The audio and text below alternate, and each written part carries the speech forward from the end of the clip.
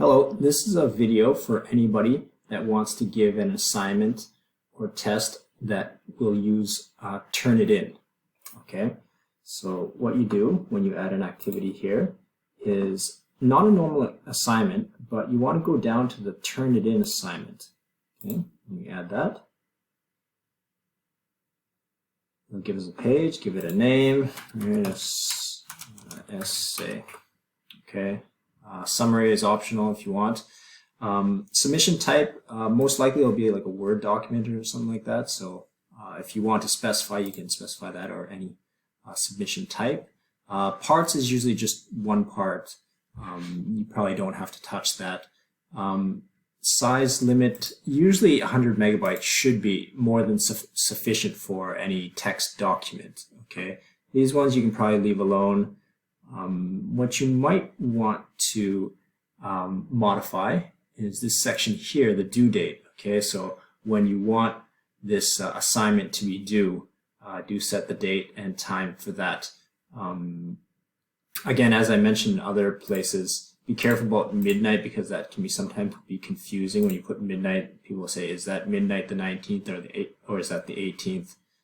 It's kind of hard. So what I usually do is I put 11:59. That way they know, okay, then there's no doubt that it's the night of the 19th. Okay. Post date, this is when students can see their grade, and this post date has to be after, sometime after the actual due date. Okay, so when students can actually get to the grade that you give them. Okay. Originality report, this is the part that talks about the Turnitin, where it tries to see if there is plagiarism or not. Okay, so what you want is, you usually want to generate the report immediately. So when the student submits their assignment, it automatically generates a report whether they plagiarized or not. Okay. These options, you should probably turn them all to yes. The bibliography, I was told, you turn on to yes, because it often generates a lot of false positives saying that there's plagiarism, but when there's not. Okay.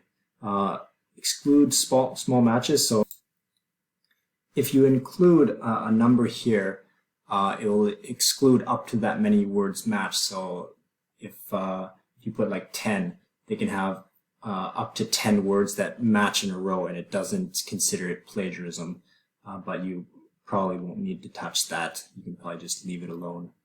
The rest of these options you probably don't need to touch.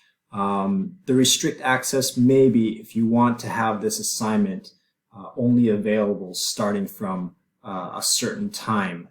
So if you want that people can only access it from a certain date, you might want to put some of those restrictions on there.